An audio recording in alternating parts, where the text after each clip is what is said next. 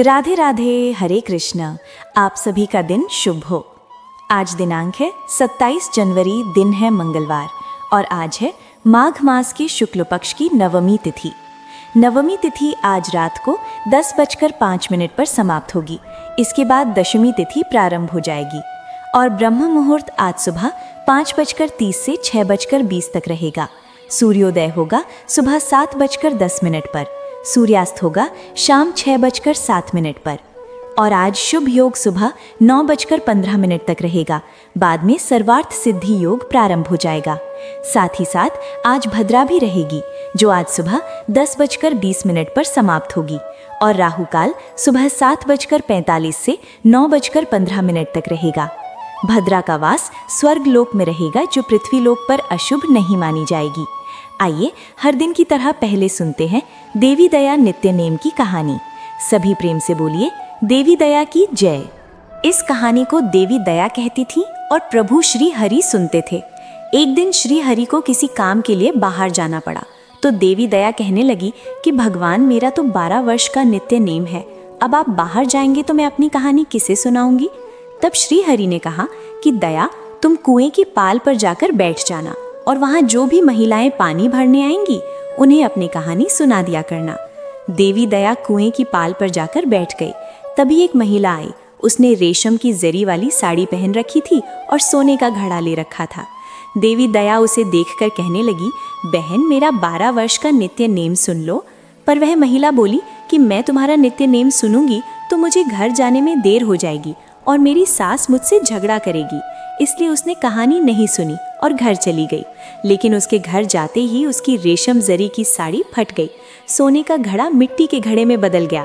सास ने देखा तो पूछा, अरे बहू, ये किसका दोष अपने सिर लेकर आ गई हो। बहू बोली, माँ जी, कुएं पर एक महिला बैठी थी, उसने अपनी कहानी सुनने के लिए कहा लेकिन मैंने नहीं सुनी, शायद उसी का फल मुझे मिला है। बहू की बात सुनकर अगले दिन वही साड़ी और वही घड़ा लेकर सास कुएं की पाल पर गई। सास को वहीं देवी दया बैठी मिली तो देवी दया ने कहा, बहन, मेरी कहानी सुन लीजिए। सास बोली, एक बार छोड़, मैं तो 4 बार कहानी सुन लूंगी। तब देवी दया बोली, हरि आए, विष्णु आए, देश के पुजारी आए, नित्य नेम का नेम लाए। आओ हरि, बैठो हरि, तपी रसोई जीमो हरि, माखन मिश्री खाओ हरि, दूध बताशा पियो हरि, सूत के पल का मोठो हरि, शाल दुशाला पोठो हरि, शाल दुशाला ओढ़ो हरि। जब बोलूं हरि ही हरि, हरि सवारी सबके काम, खाली घर भंडार भरेंगे, सबका बीड़ा पार करेंगे। जय हरि जय हरि जय जय हरि। सास बोली, बहन, कहानी तो बहुत अच्छी लगी। फिर कहानी सुनकर सास घर चली गई और उसकी साड़ी फिर से रेशम जरी की बन गई। मिट्टी का सास ने बताया कि वो तो देवी दया थी, वो पुराने को नया कर देती हैं, खाली घर में भंडार भर देती हैं, वो लक्ष्मी का वास घर में कर देती हैं और मनुष्य की जो भी इच्छा हो उसे पूर्ण कर देती हैं। बहू बोली, माँ जी, फिर तो ऐसी कहानी मुझे भी सुना दो। सास बोली, ठीक है, तुम भी सुनो। फिर सास ने कहानी शुरू की। हरि आए, विष्णु आए, देश के पुजारी आए, नित्य नेम का नेम लाए। आओ हरि, बैठो हरि, तपी रसोई जीमो हरि, माखन मिश्री खाओ हरि, दूध बताशा पियो हरि, सूत के पल का मूठो हरि, शाल दुशाला पोठो हरि, शाल दुशाला ओढ़ो हरि। जब बोलूं हरि ही हरि, हरि सवारे सबके काम, खाली घर भंडार भरेंगे, सबका बीड़ा पार करेंगे। बोलो जय हरि जय जय हरि। कहानी सुनकर बहू बोली, माँ जी, कहानी तो बहुत अच्छी है। सास ने कहा, ठीक है, अब से हम इस कहानी को रोज किया करेंगे।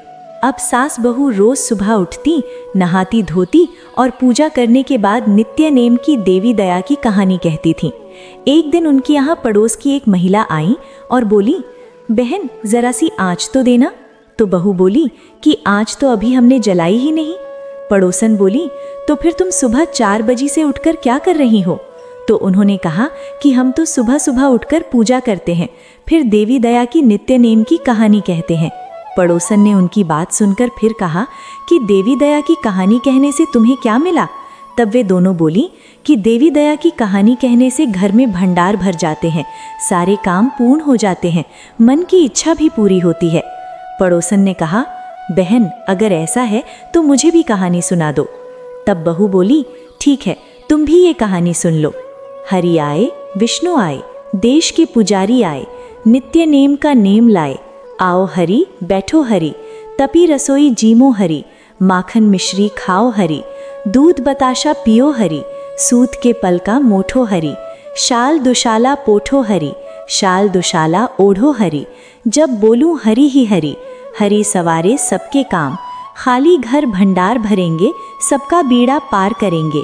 बोलो जय हरि, जय हरि, जय जय हरि। पड़ोसन ने इस कहानी को सुना तो कहने लगी, बहन, कहानी तो बहुत अच्छी लगी। अब वो पड़ोसन भी नित्य नेम देवी दया की कहानी कहने लगी। कहानी कहने से देवी दया ने पड़ोसन के भी धन के भंडार भर दिए। देखते ही देखते अब तो पूरे मोहल्ले में नित्य नेम की कथा चल पड़ी और हर किसी की मनोकामना पूर्ण होने लगी। हे देवी दया, जैसे आपने उन सभी के भंडार भरे, वैसे ही हमारे भी भरना। कहानी कहने वाले, सुनने वाले और हुंकार भरने वाले सबके भरना। सभी प्रेम से बोलिए, देवी दया की जय।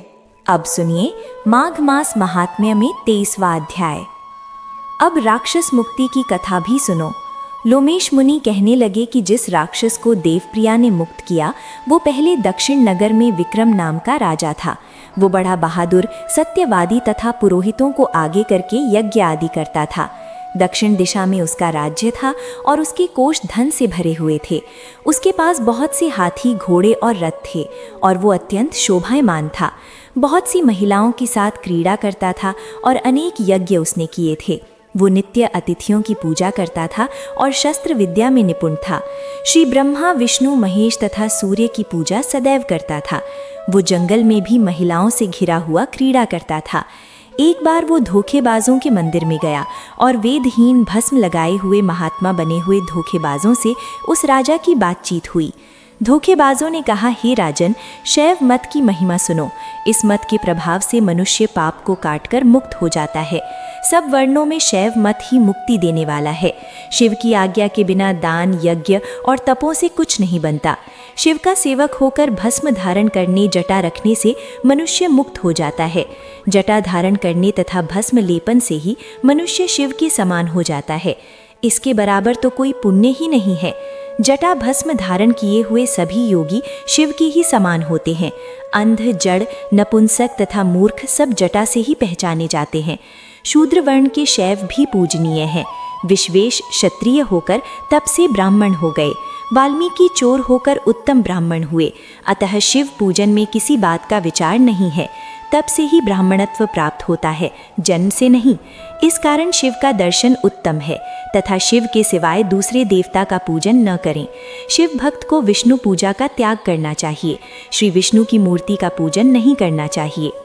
श्री विष्णु के दर्शन से शिव का द्रोह उत्पन्न होता है और शिव के द्रोह से रौरव आदि नरक मिलते हैं। इसी से भव सागर से पार होने के लिए श्री विष्णु का नाम भी नहीं लेना चाहिए। शिव भक्त निशंक होकर जो शिव से प्रेम करता है वो कैलाश में वास करता है। इसमें कुछ भी संदेह नहीं है। इस मत का पालन करने वालों का कभी नाश नहीं होता। इस धोखेबाज के ऐसे वचन सुनकर राजा ने मोह में आकर उनका मत ग्रहण कर लिया और वैदिक मत को त्याग दिया। वो श्रुति, स्मृति और ब्राह्मणों की निंदा करने लगा। उसने अपने घर के अग्निहोत्र को बुझा दिया और धार्मिक कार्य भी बंद कर दिए।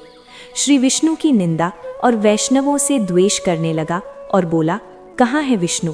कहाँ देखा जाता है? कहाँ रहता है? किसने देखा है? और जो लोग नारायण का भजन करते थे उनको वो दुख दिया करता। पाखंडियों का मत ग्रहण करके राजा वेद, वैदिक मत, व्रत, दान और दानियों को भी नहीं मानता था। अन्याय से दंड देता। वो कामी राजा सदा महिलाओं के समूह से घिरा रहता और क्रोध से भरा रहता। गुरु तथा पुरोहितों के वचन को भी नहीं मानता था। पाखंडियों पर विश्वास करता हुआ उनको गांव, हाथी, घोड़े और स्वर्ण आदि देता था। उनके सब कार्यकर्ता भस्म धारण करता और मस्तक पर जटा भी रखता। और जो कोई श्री विष्णु का नाम लेता उसको मृत्यु का दंड दिया जाएगा, ये ढिंढोरा उसने पिटवा दिया था। उसके भय से ब्राह्मणों और वैष्णवों ने उस देश को ही छोड़ दिया और दूसरे देशों में चले गए। सारे देशवासी केवल नदी के जल से जीते थे। जीविका से दुखी होकर वृक्ष आदि नहीं लगाते थे और ना ही खेती बाड़ी करते थे। प्रजा अन्न के अभाव से सड़ा गला अन्न भी खा लेती थी। आचार विचार, अग्नि क्रिया सबको छोड़कर काल रूप की तरह वो राजा शासन करता था। कुछ समय के बाद उस राजा की मृत्यु हो गई और वैदिक रीति से उसकी क्रिया भी नहीं की गई।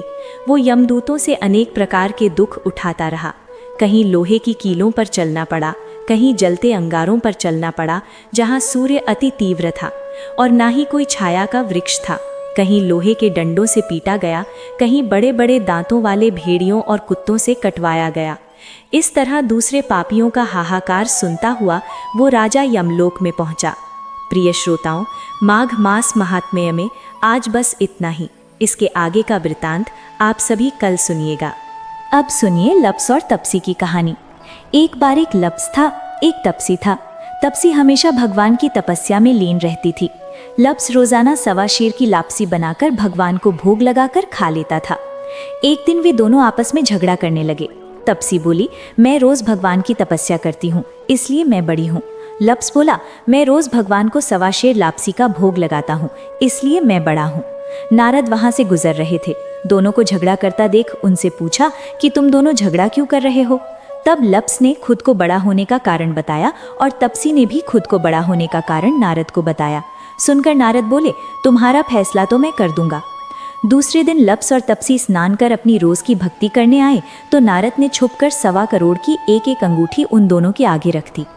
तपसी की नज़र जब अंगूठी पर पड़ी तो उसने चुपचाप अंगूठी उठाकर अपने नीचे दबा ली। उधर लप्स की नज़र भी अंगूठी पर पड़ी, लेकिन उसने ध्यान नहीं दिया और भगवान को भोग लगाकर लापसी खाने लगा। नारद जब सामने आए तो दोनों ने पूछा, बताइए नारद, हम दोनों में से कौन बड़ा है। तब नारद ने तपसी से खड़ा होने को कहा। वो खड़ी हुई तो उसके नीचे दबी हुई अंगूठी दिखाई पड़ी। नारद ने तपसी से कहा, तपस्या करने के बाद भी तुम्हारी चोरी करने की आदत नहीं गई, इसलिए लप्स बड़ा है और तुम्हें तुम्हारी तपस्या का भी कोई फल नहीं मिलेगा। तब तपसी शर्मिंदा होकर क्षमा मांगने लगी। उसने नारद से पूछा, नारद, मेरी तपस्या का फल फिर मुझे कैसे मिलेगा। तब देवर्षि नारद ने बताया, अगर कोई गाय और कुत्ते की रोटी नहीं बनाएगा तो फल तुझे मिलेगा। अगर कोई ब्राह्मण को भोजन कराकर दक्षिणा नहीं देगा तो फल तुझे मिलेगा। अगर कोई साड़ी के साथ ब्लाउज नहीं देगा तो फल तुझे मिलेगा। अगर कोई दिए से दिया जलाएगा तो फल तुझे मिलेगा। अगर कोई सारी कहानी सुने लेकिन तुम्हारी कहानी न सुने तो फल तुझे मिलेगा। उसी दिन से हर व्रत कथा और कहानी के साथ लप्स तपसी की कहानी भी सुनी और कही जाती है। अब सुनिए आरती। श्री भागवत भगवान की है आरती, पापियों को पाप से तारती। श्री भागवत भगवान की है आरती, पापियों को पाप से तारती। ये अमर ग्रंथ, ये मुक्ति पंथ, ये पंचम वेद निराला, नव ज्योति जलाने वाला। हरि नाम यही, हरि धाम यही, हरि नाम यही, हरि धाम यही। यही जग मंगल की आरती, पापियों को पाप से तारती। श्री भागवत भगवान की है आरती, पापियों को पाप से तारती। ये शांति गीत पावन पुनीत, पापों को मिटाने वाला, हरि दर्शन दिखाने वाला। ये सुख करनी, ये दुख हरनी, ये सुख करनी, ये दुख हरनी। श्री मधुसूदन की आरती, पापियों को पाप से तारती। श्री भागवत भगवान की है आरती, पापियों को पाप से तारती। ये मधुर बोल जग फंद खोल, सन्मार्ग दिखाने वाला, बिगड़ी को बनाने वाला। श्री राम यही, घनश्याम यही, श्री राम यही, घनश्याम यही। यही प्रभु की महिमा की आरती, पापियों को पाप से तारती। श्री भागवत भगवान की है आरती, पापियों को पाप से तारती। श्री भागवत भगवान की है आरती, पापियों को पाप से तारती।